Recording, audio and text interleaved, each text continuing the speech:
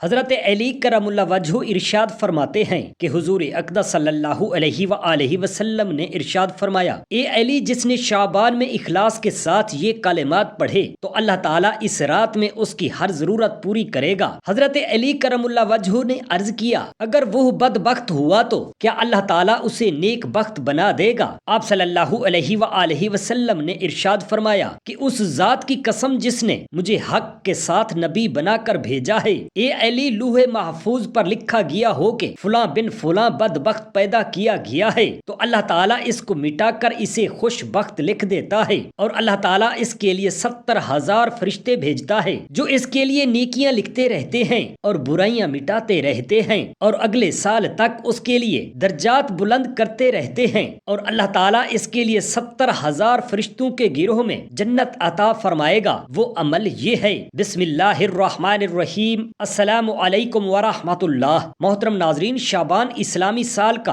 8واں مہینہ ہے جو رمضان المبارک سے پہلے آتا ہے۔ یہ مہینہ بے شمار برکتوں اور فضیلتوں کا حامل ہے، اور نبی کریم صلی اللہ علیہ وسلم نے اس مہینے میں خصوصی عبادات کرنے کی تلقین فرمائی ہے۔ حضرت عائشہ رضی اللہ تعالی عنہا فرماتی ہیں، میں نے رسول اللہ صلی اللہ علیہ وسلم کو رمضان کے علاوہ کسی مہینے میں زیادہ روزے رکھتے نہیں دیکھا۔ اس حدیث سے معلوم ہوتا ہے کہ شعبان میں نبی کریم صلی اللہ علیہ وسلم رمضان کی تیاری کے طور پر زیادہ روزے رکھتے تھے۔ حضرت اسامہ بن زید رضی اللہ تعالی عنہ روایت کرتے ہیں کہ میں نے نبی کریم صلی اللہ علیہ وسلم سے عرض کیا، یا رسول اللہ، میں نے دیکھا ہے کہ آپ شعبان میں کثرت سے روزے رکھتے ہیں۔ آپ صلی اللہ علیہ وسلم نے فرمایا، یہ وہ مہینہ ہے جو رجب اور رمضان کے درمیان آتا ہے اور لوگ اس سے غافل رہتے ہیں، جبکہ اس مہینے میں اعمال اللہ کے حضور پیش کیے جاتے ہیں، تو میں پسند کرتا ہوں کہ جب میرے اعمال پیش کیے جائیں تو میں روزے کی حالت میں ہوں۔ 15ویں شعبان کی رات کو لیلۃ البرات یعنی شب برات کہا جاتا ہے، جو مغفرت اور رحمت کی رات ہے۔ نبی کریم صلی اللہ علیہ وسلم نے فرمایا، جب شعبان کی 15ویں رات آتی ہے تو اللہ تعالیٰ آسمان دنیا پر نزول فرماتے ہیں اور اعلان کرتے ہیں، کوئی ہے بخشش مانگنے والا کہ میں اسے بخش دوں، ہے کوئی روزی مانگنے والا کہ میں اسے رزق دوں، ہے کوئی مصیبت زدہ کہ میں اسے عافیت عطا کروں۔ شعبان رمضان کی تیاری کا مہینہ ہے، اس لیے اس میں روزے رکھنے، توبہ و استغفار کرنے، قرآن کریم کی تلاوت پڑھانے، صدقہ و خیرات کرنے اور عبادات میں مشغول رہنے۔ ماہ شعبان ایک بابرکت مہینہ ہے جس میں نبی کریم صلی اللہ علیہ وسلم نے خود زیادہ عبادات کی اور اس کی اہمیت کو اجاگر فرمایا۔ ہمیں بھی اس مہینے میں زیادہ سے زیادہ نیک اعمال کرنے اور استغفار کرنے اور رمضان المبارک کی تیاری کرنے کی کوشش کرنی چاہیے۔ قوم عاد سمود ہو یا قوم فرعون و مدائن، قوم سبا ہو یا قوم لوط، اصحاب الحجر ہوں یا اصحاب الایکہ، جو طرح طرح کے عذابوں میں مبتلا کر کے صفحہ ہستی سے نیست و نابود کر دی گئیں، ان سبھوں کی عبرت ناک بربادیوں اور رکت انگیز ہلاکتوں کا یہی سبب ہوا کہ ان بد نصیبوں نے اپنے پیغمبروں کی نافرمانی کی اور خدا کے مقدس رسولوں اور نبیوں کی شان میں بے ادبی و گستاخی کی، اور اپنی طاقت و قوت اور فراخی و خوشحالی پر اترا کر سرکشی کرنے لگے، اور اس قدر گنہگار و بدکار ہو گئے کہ اپنی بد اعمالیوں اور بد کرداریوں سے زمین کے ذرے ذرے پر گناہوں کا حمالیہ بنا ڈالا۔ تو پھر دستور خدا بندی کے مطابق بدی کی تاثیر رنگ لائی، اور خدا کے قہر و جلال کی جہاں سوز بجلیاں عذاب بن کر ان کی بستیوں پر گرنے لگیں، اور یہ لوگ دنیا سے اس طرح برباد و غارت کر دیے گئے کہ آسمانی کتابوں میں ان کی عبرت خیز اور پر درد داستانوں کے سوا دنیا میں نہ ان کا کوئی وجود ہے اور نہ کوئی نشان۔ ہاں، چند قوموں کی تباہ و برباد بستیوں کے کچھ کھنڈرات نظر آتے ہیں، مگر ان پر ایسی ویرانی رہتی ہے کہ انسان تو انسان جانور بھی وہاں بیٹھ کر بونا گوارا نہیں کر سکتا۔ جنگ تبوک کے موقع پر جب حضور اقدس صلی اللہ علیہ وآلہ وسلم صحابہ کرام کے لشکروں کی جمعیت کے ساتھ قوم عاد و سمود کے کھنڈرات کے پاس سے گزرے تو ارشاد فرمایا کہ کوئی شخص یہاں کے کنووں کا پانی نہ پیے، اور بہت تیزی کے ساتھ جلد از جلد ان مقامات سے نکل چلو، کیونکہ یہ عذاب خداوندی سے برباد شدہ قوموں کا مسکن رہا ہے۔ کہیں ایسا نہ ہو کہ ان جگہوں کی منحوسیت کی وجہ سے تم لوگوں پر بھی کچھ آفت پہنچ جائے۔ چنانچہ حضور اقدس صلی اللہ علیہ وآلہ وسلم اور صحابہ کرام استغفار پڑھتے ہوئے اور اپنی سواریوں کو تیز رفتاری کے ساتھ چلاتے ہوئے ان مقامات سے انتہائی عجلت کے ساتھ گزر گئے،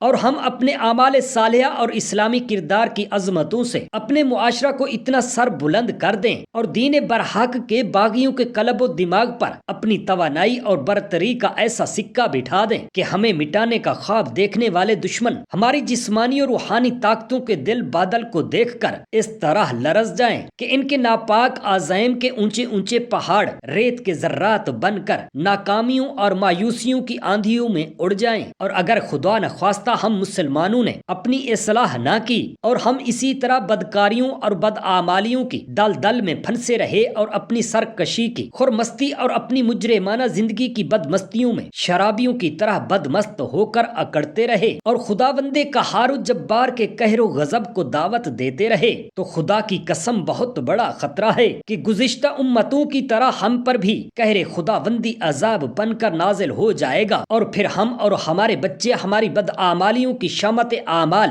اور ہمارے گناہوں کے وبال سے ہماری نظروں کے سامنے ہلاک و برباد ہو جائیں گے، اور ہماری زندگی کی ساری رعنائیاں اور ہمارے وجود ہستی کے سارے نشانات دم زدن میں ملیا میٹ ہو کر اس طرح نیستی سے ہم کنار اور صفحہ ہستی سے مٹ جائیں گے کہ کتابوں کے صفحات میں ہماری رکت امیز ہلاکتوں اور عبرت خیز بربادیوں کی داستانوں کے سوا ہمارے وجود کا کوئی نشان باقی نہیں رہے گا۔ اے میرے مسلمان بہن بھائیوں، آنکھیں کھول کر نگاہ عبرت سے دیکھ لو۔ حضرت سیدنا کعب احبار رضی اللہ تعالی عنہ سے روایت ہے کہ بے شک اہل جنت جیسا کہ حوران بہشتی داروغان جنت اور غلامان وغیرہ ماہ رمضان المبارک کی آمد پر بہت زیادہ خوش ہوتے ہیں، جیسے اہل دوزخ کسی جہنمی انسان کے جنت میں جانے پر خوش ہوتے ہیں۔ اور بات یہ ہے کہ اللہ تعالی شب برات میں حضرت جبرائیل علیہ السلام کو جنت میں بھیجتا ہے اور وہ جا کر ان کو سلام کہتے ہیں اور ان سے یہ بات کہتے ہیں کہ میں اللہ رب العالمین کا بھیجا ہوا ہوں، اے جنتیوں مزید بن سنور جاؤ، اپنے چمکتے دمکتے نور کو مزید سنوار لو، جواہرات سے تیار کردہ محلات کے دروازے کھول دو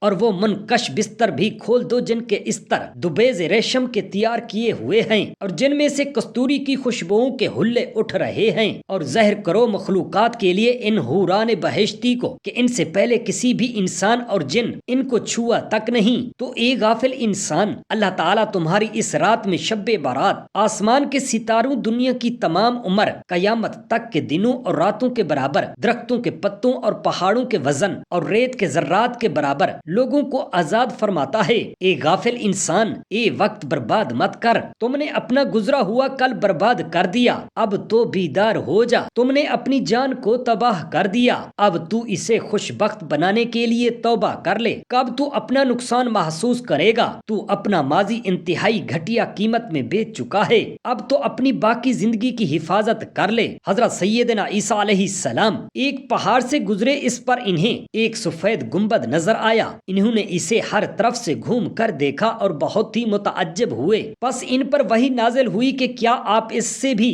حیران کن راز سے آگاہ ہونا چاہتے ہیں کہ جسے آپ پر آشکارا کر دیا جائے؟ انہوں نے عرض کیا جی ہاں۔ چنانچہ وہ چٹان پھٹ گئی، اس میں سے ایک آدمی سبز رنگ کا عصا لیے باہر آیا، اس کے پاس انگوروں کی ایک بیل لگی ہوئی تھی، اس نے عرض کیا کہ یہ میری روزانہ کی خوراک ہے۔ آپ نے فرمایا کہ تم اس پتھر میں کب سے عبادت کر رہے ہو؟ اس نے عرض کیا کہ 400 سال سے عبادت کر رہا ہوں۔ چنانچہ حضرت عیسیٰ علیہ السلام نے اللہ تعالیٰ کی بارگاہ میں عرض کیا کہ یا اللہ، میں خیال کرتا ہوں کہ اس سے بڑھ کر تیرے ہاں اور کوئی بھی فضیلت والا نہ ہوگا۔ اللہ تعالیٰ نے ارشاد فرمایا کہ حضور نبی کریم صلی اللہ علیہ وآلہ وسلم کی امت میں سے جو بھی نصف شعبان کی شب یعنی شب بارات کو 2 نفل ادا کر لے گا تو وہ 2 نفل اس کے 400 سال کی عبادت سے زیادہ افضل ہوں گے۔ حضرت عیسیٰ علیہ السلام کہنے لگے کہ کاش میں بھی امت مصطفیٰ صلی اللہ علیہ وسلم میں سے ہوتا۔ حضرت سیدنا کعب الاحبار رحمۃ اللہ علیہ فرماتے ہیں بنی اسرائیل کے 3 عبادت گزار ایک صحرا میں جمع ہوئے، ان میں سے ہر ایک کے پاس اسماء الہیہ میں سے ایک اسم اعظم تھا۔ ایک نے کہا مجھ سے مانگو تم جو چاہو گے، میں تمہارے لیے اللہ تعالیٰ سے اس کی دعا کروں گا۔ انہوں نے کہا ہم چاہتے ہیں کہ تم اللہ تعالیٰ سے دعا کرو کہ وہ ہمارے لیے اس جگہ ایک بڑا چشمہ اور سرسبز و شاداب باغات ظاہر فرما دے۔ اس نے دعا کی تو ایک بڑا چشمہ اور سرسبز و شاداب باغات ظاہر ہو گئے۔ پھر دوسرے نے کہا مجھ سے مانگو تم جو چاہو گے، میں تمہارے لیے اللہ تعالیٰ سے اس کی دعا کروں گا۔ انہوں نے کہا کہ ہم چاہتے ہیں کہ تم اللہ تعالیٰ سے دعا کرو کہ وہ ہمیں جنت کے پھلوں میں سے کچھ کھلائے۔ اس اس نے دعا کی تو ان پر کھجوریں اتاری گئیں، انہوں نے اس میں سے کھایا، کھجوروں کو پلٹا جاتا تو ان میں نئی قسم نظر آتی، پھر وہ اٹھا لی گئیں۔ تیسرے نے کہا مجھ سے مانگو تم جو چاہو گے، میں تمہارے لیے اللہ تعالیٰ سے اس کی دعا کروں گا۔ انہوں نے کہا ہم چاہتے ہیں کہ تم اللہ تعالیٰ سے دعا کرو کہ وہ ہم پر دسترخوان نازل فرمائے جو اس نے حضرت عیسیٰ بن مریم علیہ السلام پر نازل فرمایا تھا۔ اس نے دعا کی تو دسترخوان نازل ہو گیا، انہوں نے اپنی ضرورت اس سے پوری کی، پھر وہ اٹھا لیا گیا۔ اب وہ کہنے لگے ہماری دعائیں قبول ہوئیں اور جو ہم نے مانگا وہ بھی عطا کر دیا گیا، او اب ہم میں سے ہر شخص اپنا سب سے بڑا گناہ بیان کرے۔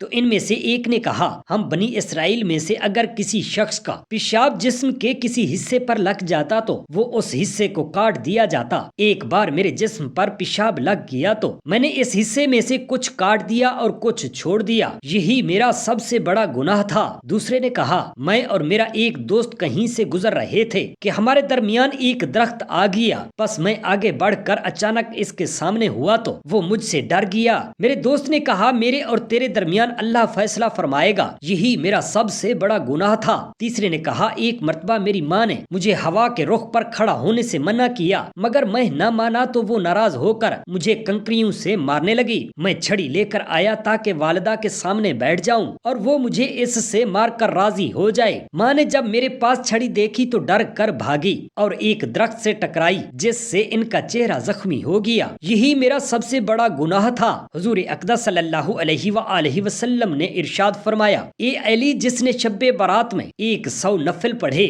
اس طرح کہ ہر رکعت میں سورہ فاتحہ کے بعد 10 مرتبہ سورۃ اخلاص پڑھے، فرمایا اے علی جو بندہ بھی اس رات میں یہ عمل کرے گا تو اللہ تعالیٰ اس رات میں اس کی ہر ضرورت پوری کرے گا۔ عرض کیا گیا کہ اگر وہ بدبخت ہوا تو کیا اللہ تعالیٰ اسے نیک بخت بنا دے گا؟ آپ نے ارشاد فرمایا کہ اس ذات پاک کی قسم جس نے مجھے حق کے ساتھ نبی بنا کر بھیجا ہے، اے علی لوح محفوظ پر لکھا گیا ہو کہ فلاں بن فلاں بدبخت پیدا کیا گیا ہے تو اللہ تعالیٰ اس کو مٹا کر اسے خوش بخت لکھ دیتا ہے، اور اللہ تعالیٰ اس کے لیے 70,000 فرشتے بھیجتا ہے جو اس کے لیے نیکیاں لکھتے رہتے ہیں اور برائیاں مٹاتے رہتے ہیں، اور اگلے سال تک اس کے لیے درجات بلند کرتے رہتے ہیں، اور اللہ تعالیٰ اس کے لیے 70,000 یا 7 لاکھ فرشتے مقرر فرمائے گا جو اس کے لیے جنت میں شہر بنائیں گے، اور ان میں ایسے محلات اور باغ ہوں گے جیسے نہ کسی آنکھ نے دیکھے ہوں گے اور نہ ہی کسی کان نے سنے ہوں گے اور نہ ہی کسی دل میں ان کا تصور آیا ہوگا۔ اللہ تعالی ہم تمام مسلمان بہن بھائیوں کو شعبان میں رمضان المبارک کی تیاری کی توفیق عطا فرمائے،